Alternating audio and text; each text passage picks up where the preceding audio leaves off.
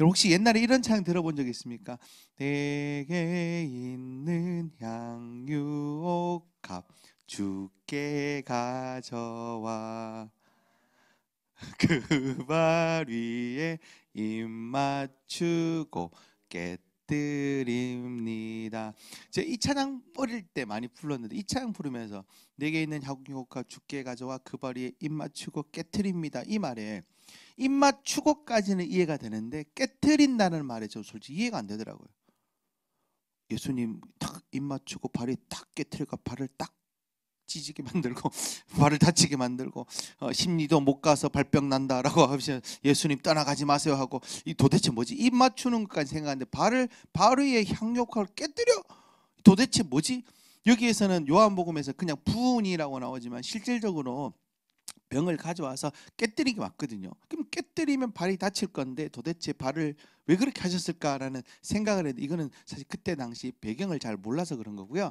실제로 성경에서 나오는 이 내게 향유옥합 이 나드 한 근 들어있던 이 병은 어떻게 되어 있냐면 자 저를 한번 보시면 이 병이 이렇게 좀 동그랗게 생겼. 제가 실제로 그 병을 실제로는 아니고 사진으로 그림으로 봤는데 이렇게 동그랗게 생겼고 이 머리가 이렇게 주둥이가 약간 이렇게 올라가 있어요. 올라가서 그게 봉이 되어 있어요. 그게 무슨 말이냐면 이것을 딱 봉합이 되어 있거든요. 향수나 향기는 딱 이게 구멍을 열면 뚜껑을 열면 향이 날아가잖아.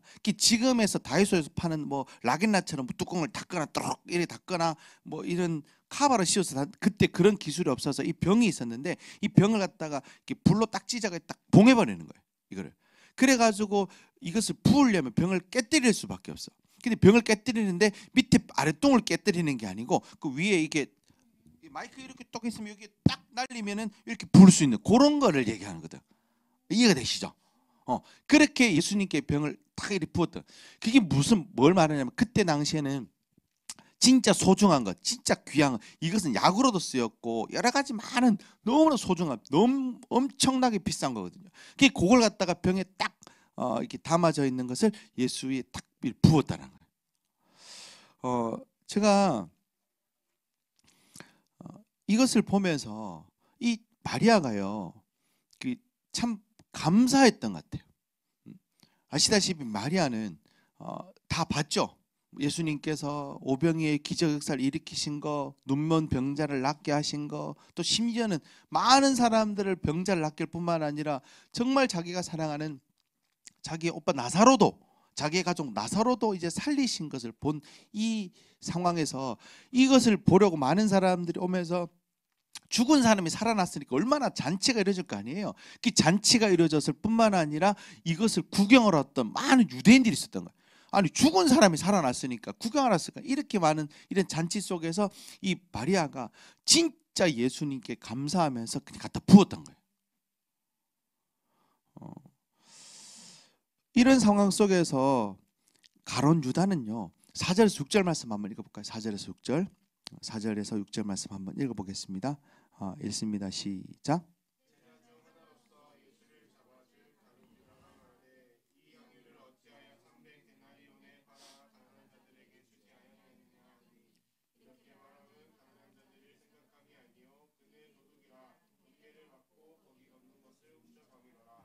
아멘. 여기서 보시면 가룟 유다가 말하면서 이렇게 얘기합니다. 이 향유를 어찌하여 300데나리온에 팔아 가난한 자들에게 주지 아니하느냐 하고 이렇게 말하면 가난한 자들의 생각함이 아니고 오히려 그는 도둑이고 자기 자신을 위해서 생각했던 거죠.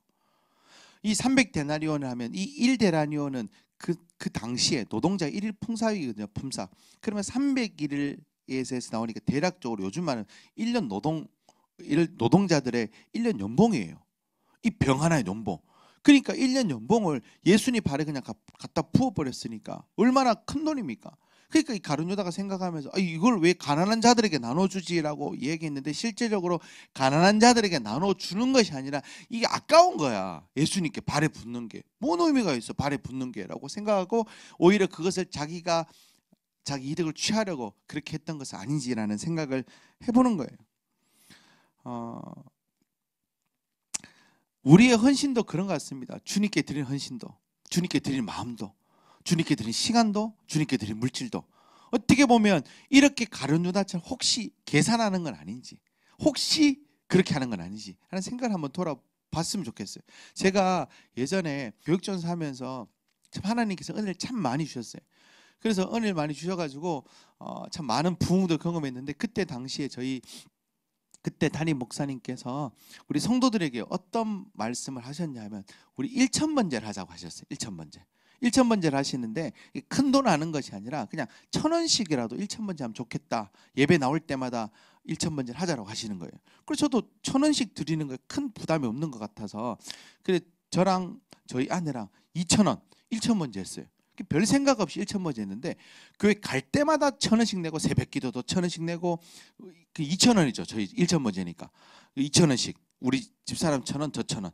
그 갈 때마다 내는데 이게 내도 내도 끝이 없더라고, 1,000번제가. 이게 뭐 그래서 이제 정말 열심히 했거든요. 그래서 제가 그때 상황상 교회 상황상 제가 그리 길지 않게 교회 사역하고 나오게 된 상황이었어요. 그래서 11개월 정도 사역하고 이제 사임하고 나오는데, 1,000번째를 계산해 봤더니만 그냥 한 많이 못했더라고요. 근데 가만히 있어 1,000번째가 가만히 있어 1,000원이 1,000번째면 100만 원이더라고. 그때 별 생각이 없었어. 그러니까 제가 200만 원 작정 헌금을 한 거야, 교회에다가. 교육전사 하면서 나오게 됐는데 아무리 많이 해도 10몇만 원 냈더라고요. 계속 냈는데. 그래서 나올 때 보니까 제가 10몇만 원을 밖에 못했고 나머지 180 몇만 원을 그 빚이 지겠다는 그런 마음이 들더라고요. 그래서 제가 그때 당시 교육전사 하면서 나올 때, 아니 그래도 하나님께 작정했는데 그냥 나올 수가 없어서, 그냥 제가 그때 당시 상황에서 돈을 얻고 200만 원 헌금을 얻고, 그래서 200만 원 대출 받아가지고 200만 원 대출 받아가지고 180몇만 원 딱 깔끔하게 내고, 담임 목사님 딱 넥타이 하나 사드리고, 그때 200만 원 딱 헌금을 그리 나왔어요. 딱 빚내가지고 깔끔하게. 근데 그런 것을 보면서 이제 제가 누구라고는 말씀드리기 좀 애매하지만 좀 주변에서 와 대단하다는 이야기, 같은 교역자가 볼 때도 뭐 전사님 진짜 대단하세요, 괜찮아, 이런 얘기 우리 아내는 얘기하는데, 이걸 가지고 약간 좀 뭐 왜 그런 거 굳이 해야 되냐라는 약간의 그 비아냥거리는 말도 저 들었던 것 같아요. 어떻게 보면 제가 생각할 때 저는 당연하게 하나님께서 그때 당시 저를 왜 100만 원, 200만 원을 생각하지 못하게 하셨는지 몰라도 그 200만 원 작정 헌금하게 하시고 그냥 교회 사역했는데, 그냥 그대로 매번 1,000원 드리고 마지막에 그냥 드린 게 다인데, 나는 그냥 하나님께 한 게 그냥 다인데, 저는 그거에 대해 계산해 본 적이 별로 없거든요. 그게 하나님께 약속했으니까 하나님께 드려야지 하고 했던 거에 다예요. 그게 다거든요. 그런데 주변 사람들은 그걸 보고 왜 그렇게 하나는 이런 계산한 거에 대해서 전 좀 의아해했어요. 왜냐하면 그걸 계산할 일이 아니잖아. 하나님께 드리기로 해서 드리면 되는데. 저는 그렇게 생각했거든요. 근데 참 그렇게 드리고 난 다음에 하나님께서 놀랍게도 정말 큰 은혜를 주셔가지고, 그 다음에도 참 교회도 좋은 교회 가게 되고, 또 제가 꼭 그렇게 짜집기 하긴 좀 애매모하지만, 끝나고 난 다음에 그 헌금 들고 난 다음에 생각지도 않았던 권사님이 연락이 오셔가지고 저희 집에 400만 원짜리 옥매트를 사주셨습니다. 꼭 그렇게 짜맞추긴 좀 약간 애매하지만, 무슨 말인지 이해되시죠? 꼭 그렇게 말하기는 애매하지만 실질적으로 저한테 그는 400만 원짜리 돌매트를 사줄 이유가 없는데 400만 원짜리 돌매트를 사주셨습니다. 아직도 저희 집에 있습니다. 저희 어머니도요, 진짜 저희 집 어려울 때 저희들을 몰래 저희 모교회에 진짜 헌금 많이 하셨거든. 뭐 1,000만 원씩 2,000만 원씩 우리 바꾸면 죽겠는데. 그런데 그런 거 생각해 보면 어머니도 그냥 아무 생각 없이 계산해서 드리겠습니까? 그게 뭐 돌아옵니까?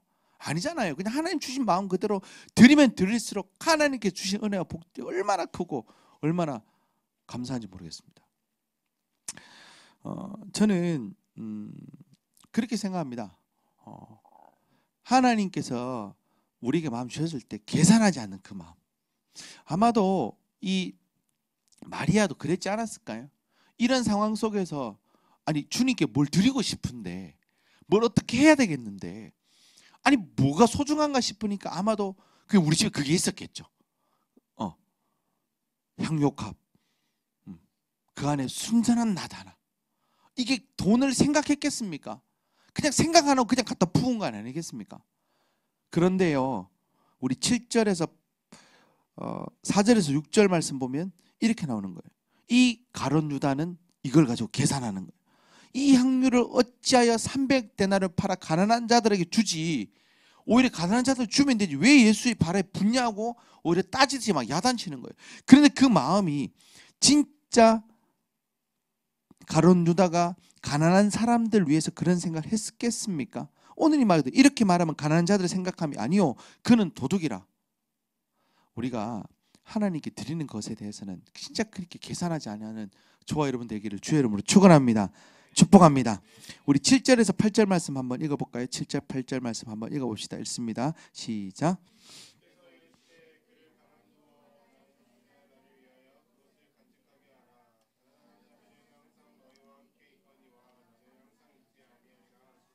제가 이 말씀을 묵상하면서요, 아니 지금까지 정말 이 본문을 읽고 설교도 여러 번 했고 오늘 딱 진짜 주셨던 이번에 주셨던 하나님의 은혜인데, 보세요. 이르시되 그를 가만두어 나의 장래할 날 위하여 그것을 간직하게 하고 가난한 자들은 항상 너희와 함께 있거니와 너는 항상 있지 아니하리라 하시니라라고 하면서 예수님께 주신 그 메시지가 저는 저에게는 이렇게 들려졌어요.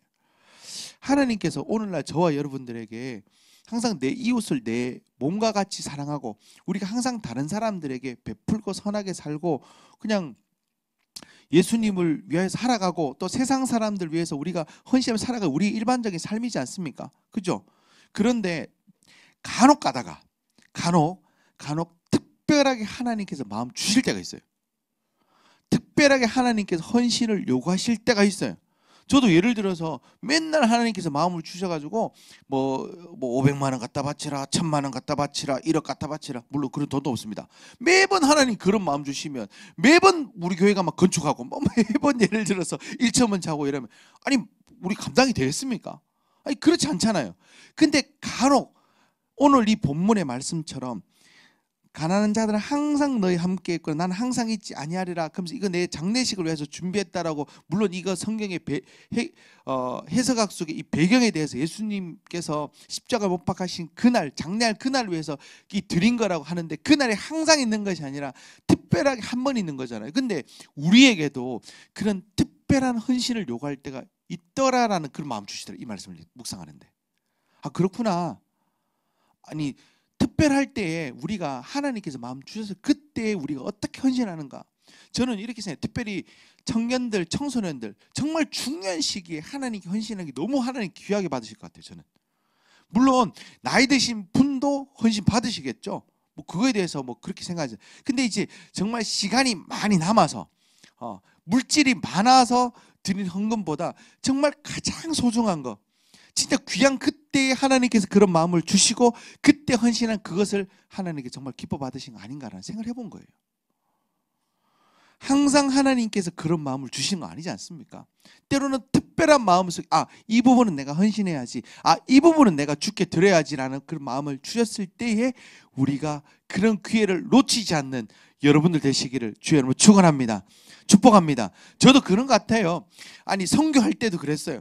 우리 캄보디아에 땅을 사고 땅에 대해서 헌금도 하고 뭐 여러 가지 많은 것들 드리고, 아니 그냥 하나님께 주신 그 마음 속에서 한 번씩 보면 네가 왜 그렇게 했지라는 마음이 들 때가 있거든요. 근데 그런 마음이 딱 들 때에 우리가 그렇게 헌신하는 거, 그게 진짜 멋지지 않습니까? 우리 마지막 한 절만 읽고 말씀 마치겠습니다. 우리 9절에서 11절 말씀 우리 읽습니다. 우리 9절에서 11절 말씀 읽습니다. 시작.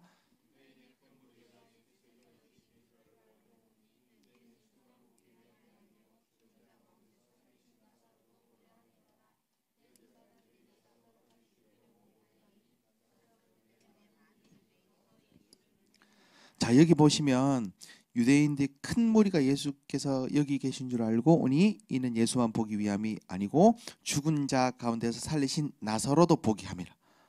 그러니까 예수님께서 죽은 사람을 살리셨잖아요. 그러니까 사람들이 막 많이 몰려왔어요. 그리고 많이 몰려오면서 생각에 생각해봐요. 예수님께서 어떤 죽은 사람을 살리셨어. 그럼 예수님 보고 싶을 거 아니야. 그죠? 그리고 또 하나는 예수님만 보고 싶은 거예요. 거기 나서 죽은 사람이 살아났다니까 그 사람도 한번 보고 싶잖아. 그러니까 나사로까지 보러 온 거예요. 보러 온 거예요. 그랬더니만 대제사장들이 예수님만 죽이려고 하는 것이 아니라 나사로까지 죽이려고 모의하니. 그러면서 나사로 때문에 많은 유대인들이 가서 예수를 믿기 때문에 오히려 나사로까지 죽이려고 대제사장들이 모였어요. 자, 이게 보시면 믿음의 사람들이 당하는 박해들이 있습니다. 예수님만 죽이려고 했던 것이 아니라 나사로까지 죽이려고 했죠. 이걸 보면서 우리가 믿음 생활하고 신앙 생활하고 하나님께 헌신하고 또 하나님 나라를 위해서 살아가는 이것들 속에서 정말 쉽지만은 않구나. 그냥 우리는 그냥 똑바로 살려고 노력했을 뿐이고, 우리는 하나님 앞에 정직하게 하려고 했을 뿐이고, 하나님 앞에 믿음으로 나아가려고 했을 뿐인데도 불구하고 여러 가지 많은 시련, 여러 가지 많은 박해, 여러 가지 많은 어려움 속에서 우리의 믿음을 지켜내는 것은 너무나 힘들구나라는 생각을 했어요. 오늘날 예수 믿으면서 예수 잘 믿는 게 그렇게 쉽지만 않은 시대에 살고 있습니다. 그렇잖아요. 네. 너무 어려워요. 지금 별의별 일들이 다 발생하고 있어요. 예전에는 상상하지 못했던 일들이 지금 일어나고 있지 않습니까? 또 이 대구에 일어나고 있지 않습니까? 우리 가까이 일어나고 있지 않습니까? 아니 저도 너무 화가 나는 부분도 있어요. 지읒 때문에 진짜 화나. 네. 네. 상상하지 못할 일들이 우리 속에 있으면서 기독교인들이 많은 박해를 당하고, 모르는 사람들은 아니 그게 그거다고 이렇게 얘기하더라. 지읒이나 그것이나 다 똑같은 교회 아니냐고, 다 똑같은 예수 아니냐고. 아니 또 화가 나네. 우리가 하나님 앞에서 신실하게 있잖아요. 신실하게 하나님만 바라보고 가면 마요해야겠다고 가더라도 우리는 이 땅을 살아간다고 우리 예수 믿는 사람들만 살아가는 것이 아니라 예수 믿지 않은 사람도 살아가고, 그들도 하나님께서 주신 복음이 필요하다고 생각하고 다 같이 어울려서 사는 이 세상이기 때문에 어쩔 수 없이 우리 예수 믿는 사람들은 때로는 오해도 받고, 때로는 핍박도 받고, 때로는 어려움도 당합니다. 그런데 그것을 가지고 우리가 예수 믿기 때문에 우리가 핍박받는다라는 생각을 가지기보다는 오히려 그것에 대해서 저는 이렇게 생각해요. 우리가 진짜 예수를 잘 믿고 있구나. 그러니까 이는 핍박을 당하고 있고, 우리가 기독교인들이 정말 예수를 잘 섬기고 있구나. 그러니까 그런 오해도 받는 것이지. 그러니까 사단도 그렇게 공격하는 것이고, 그러니까 우리에게 어려움도 주는 것이지라는 생각을 해본 거예요. 저는요, 우리 예수 믿는 사람들이, 진짜 믿음의 사람들이 예수 잘 믿었으면 좋겠습니다. 아멘. 다른 것보다 예수님만 바라봤으면 좋겠습니다. 아멘. 진짜 하나님만 바라보고 예수님만 바라보고 그렇게 살아가면서 이 세상을 섬기고, 세상을 섬길 때 예수님을 사랑을 통해서 섬기고, 하나님의 사랑을 통해서 섬기고, 하나님을 섬길 때에 그런 마음으로 나아가는 우리가 되었으면 좋겠다는 거예요. 그렇게 살아갈 때 우리를 통해서 하나님 나라가 확장될 뿐만 아니라, 그렇게 살아갈 때 우리가 많은 사람들에게 영향력을 끼치는 그런 사람들이 되지 않겠습니까? 오늘 주셨던 말씀을 생각하면서 이 마리아, 우리 어떻게 했는지 계산하지 않는 그 신앙, 그냥 드린 것 같아요. 아니 마리아 생각했겠습니까? 300데나리온인지 400데나리온인지 노동자의 1년 품삯인지 1년 연봉이 생각했습니까? 그냥 하나님께 주신 마음이 있으니까 그냥 그대로, 아니 우리 집에서 가장 소중한 것이 무엇이지라고 생각하고 그냥 발에 입 맞추고 그냥 깨뜨려 드려버렸듯이, 우리의 마음속에 하나님 그런 마음 주셨을 때 그렇게 드릴 수 있는 여러분 되시길 주 여러분 축원합니다. 또 하나는 뭐냐면 가론대서 계산하지 맙시다. 하나님께 드리는 계산하지 말아요.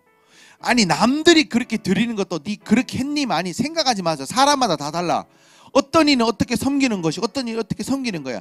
누구는 많이 했고 누구는 적게 했고 계산할 필요가 없어. 내가 그냥 하나님께 잘 드리면 돼.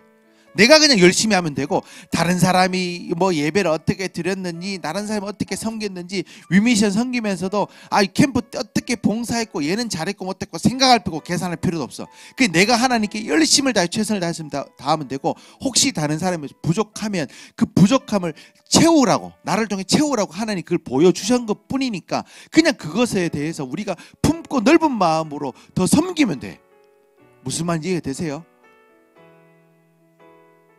혹시 순수한 마음 속에서 그냥 그렇게 할 수도 있겠지만 저는 여기를 생각해요. 사람마다 헌신의 폭은 다 다르거든요. 아니 내가 예를 들어서 나는 그때 1,000번째 그냥 그렇게 다 드렸는데 누구는 안 드렸네. 계산하기 시작하면 골머리 아파. 무슨 말인지 이해돼요? 나 드리면 드린 거잖아. 그거잖아. 하나님과 나와의 관계잖아. 헌신도 그렇지 않습니까? 다른 사람이 헌신하고 안 하고의 문제는 그 사람에 대한 문제. 그냥 우리가 좀 더 뭐 격려할 필요는 있겠지.